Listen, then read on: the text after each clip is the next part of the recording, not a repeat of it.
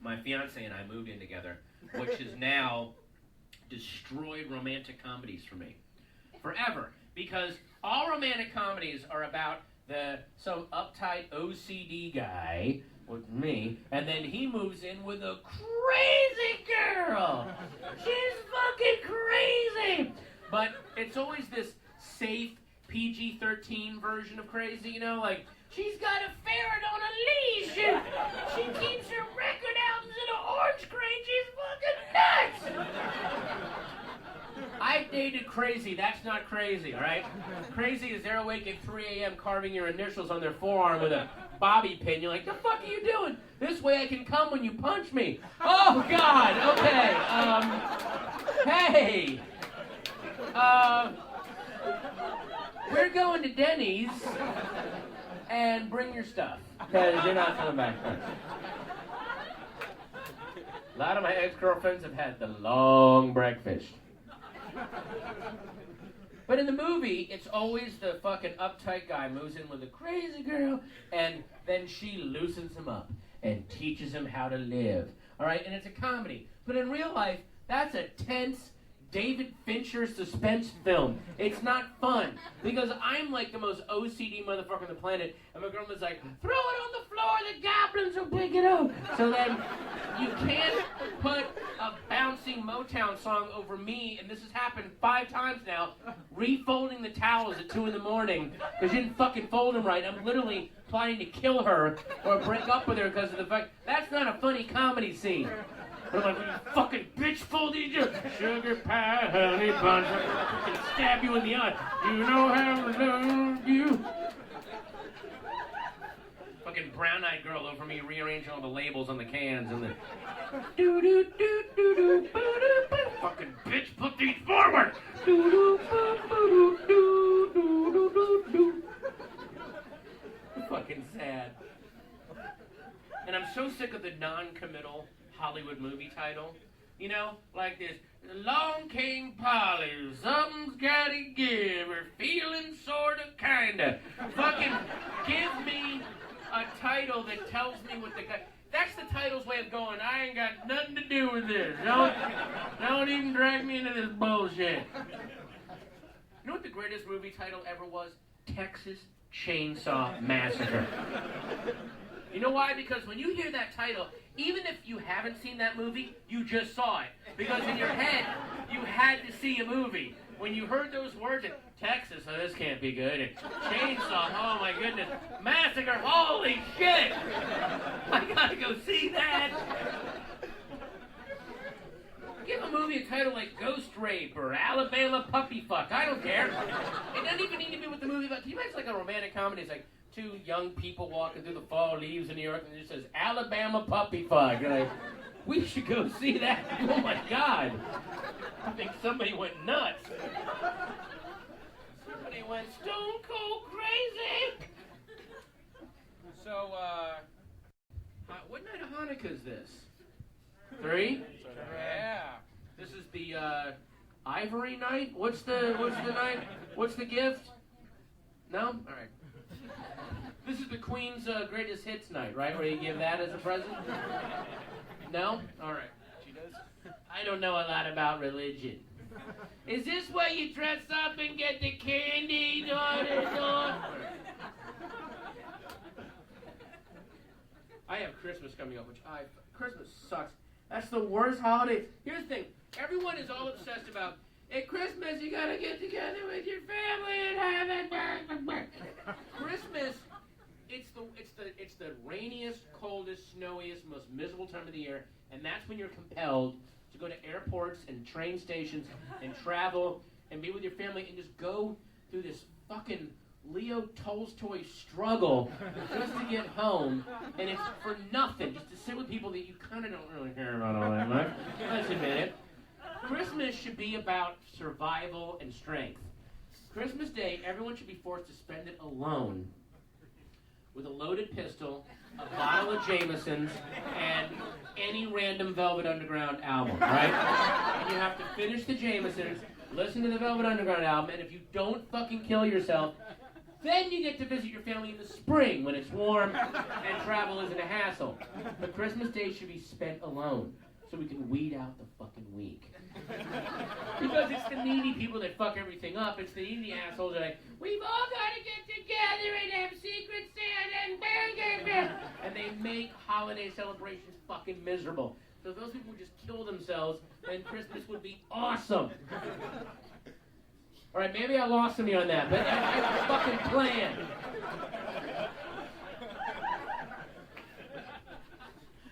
My only good memory of Christmas growing up was the Alvin and the Chipmunks Christmas song. This was a, you know, that's the song where the Chipmunks and that dude they hung out with and he would yell at them. But we had that on a record. So my brother and I would play that at the slowest speed possible. So now the Chipmunks sounded like normal monotone guys just singing about Christmas. And that guy, Dave Alvin they hung out with, sounded like this demon from like the 7th level of traitors and rapists. It was unbelievable. He would come on there, we going, Christmas, Christmas time is here. Time for toys and time for cheer.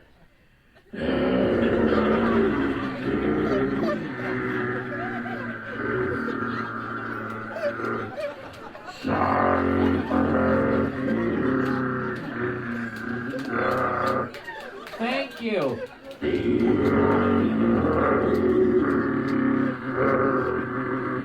Naturally.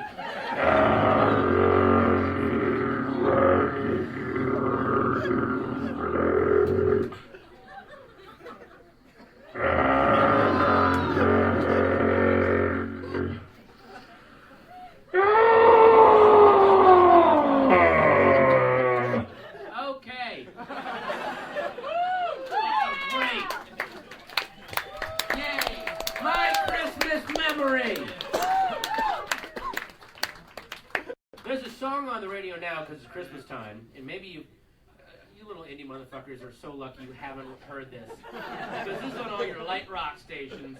Back in LA, it's on Coast 103.5, playing the songs everyone in the office could agree on.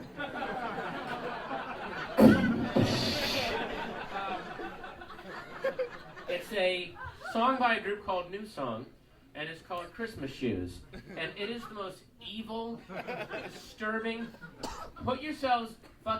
Force yourselves just for an hour sometime this week, listen to whatever the local light rock station is. I guarantee you will hear this horrible, horrible fucking song. It's called Christmas Shoes. The lyrics are so disturbing and dark.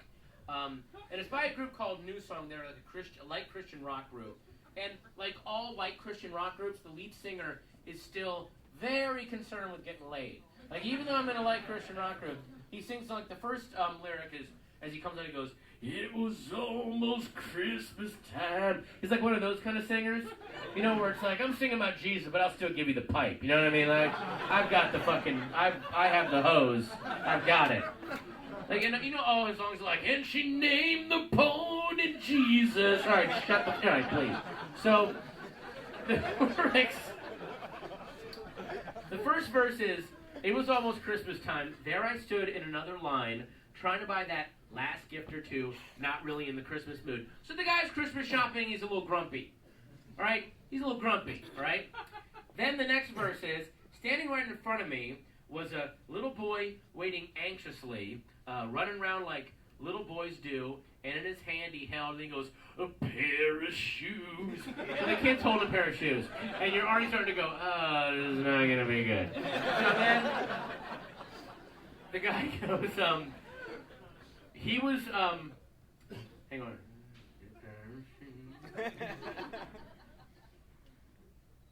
Okay, his shoes were worn and old. He was dirty from head to toe. So he's like a Dickensian ragamuffin now. Literally, with like a newsboy cap. "Have you got a hay penny, sir? Well, then how about a smile?" So, then when it came his turn to pay, I couldn't believe what I heard him say. And then this is the verse that the guy does. And basically it's, "Sir, I want to buy these shoes for my mama, please." So again, you're starting to go, oh. And then he goes, "It's Christmas Eve and these shoes are just her size." So you go, "Okay." And then he says, "Can you hurry, sir? Daddy says there's not much time. She's been sick for quite a while, and I know these shoes will make her smile, and I want her to look beautiful if Mama meets Jesus tonight. So, okay. Just let that sit for a second. I think it's a lot worse. All right? Basically, the kid's mom's dying. I want to buy these shoes for my mom. All right? In front of this guy who's like going, hey, I don't want to buy you, boo. All right? So the clerk, Jesus Christ. The clerk counted pennies for what seemed like years. Then he said, son, there's not enough here. All right. So basically the clerk's going, you're a few pennies short. What fucking clerk, after a kid goes, I'm buying these shoes for my mom, who's dying, and she's going to die tonight, and he's going to go, yeah, you're 3 cents short, sorry. That's not our policy here at Fashion Bug. I don't know, I'm sorry, dude. That 3 cents comes out of my pocket, I don't know what to tell you. I can't eat that 3 cents. So I'm like, is the clerk fucking retarded? Or like, but a retarded guy would totally help. I'm like, I want to help, Jesus. I keep a collection of pennies here. I named each one. This one's Abe, and this one's Abe, and this one's Abe. Like, he would totally help the kid out. So the guy's just a fucking sadistic prick. All right? Jew. Exactly. I didn't want to say it. A Jew. A Jew. I'm sorry, I'm 3 cents short. What can I do? I'm not made of pennies. Look, I don't believe in your Savior. It's not my fault. I don't think Mama's going to meet Jesus because, in my opinion, he didn't die. He's not up there. Pay no horror, go to another store. There you go. You're for Blanche, you think I'm going to give you money. Out of your gourd. Eating that much Gaderum with the aggravation. So... I know. So, hang on. I don't really see there's something not enough here, and then, so basically, I can't remember the rest of the fuck, but basically the kid turns around. You gotta hear this fucking song. I should have written the lyrics down. Then the kid I memorized as many as I could, please. Give me credit. I was holding back vomit while I was doing mnemonic devices to remember this fucking song. See, he turns to the guy, and then the little kid turns to the guy and goes, hey, sir, could you help me out? I need to fucking buy these shoes. Okay, so then he did the verse again. I want to buy these shoes. My mom plays. So the thing about wanting to look beautiful for Jesus, when is Jesus like a doorman at Studio 54 that's going to look at a guy's shoes and go, not with those pumps. I don't think so. No. I was nailed to a cross, sweetie, and the torment I suffered was nothing that I'm going through now looking at those horrible. Oh, suddenly he's calling. Not with that. No, please. So then the guy fucking and then they do this bridge. He goes, so I laid the money down. I just had to help him out. So basically the guy gives the kid the money. Now doesn't this sound like a fucking scam? Like the kid's covered in dirt and his dad is like sitting out in a used car in the parking lot. Go in there, say your mom's dying. I don't know, pussy cancer. Who gives a shit? And then get the guy to give the thing with the shoes. I need a new bottle of fucking Gentleman Jack. Come on! Let me rub some oil on you. I look dirty! They do this every Christmas Eve. So then, and then the last line is, as he thanked me and ran out, I realized that God had sent that little boy to remind me what Christmas was all about. All right, let's think about that metaphysically for a second. This guy is slightly grumpy on Jesus' birthday. So God says, kill that kid's mom, put him in front of him, so this guy will loosen his like sphincter. That's God, folks. A crazed thug going, is there a guy grumpy on my kid's birthday? Fuck them! Alright, that kid's mom's dying, and that motherfucker's gonna learn a lesson. God is a drunken sailor, and we're all doomed. That's my Christmas message.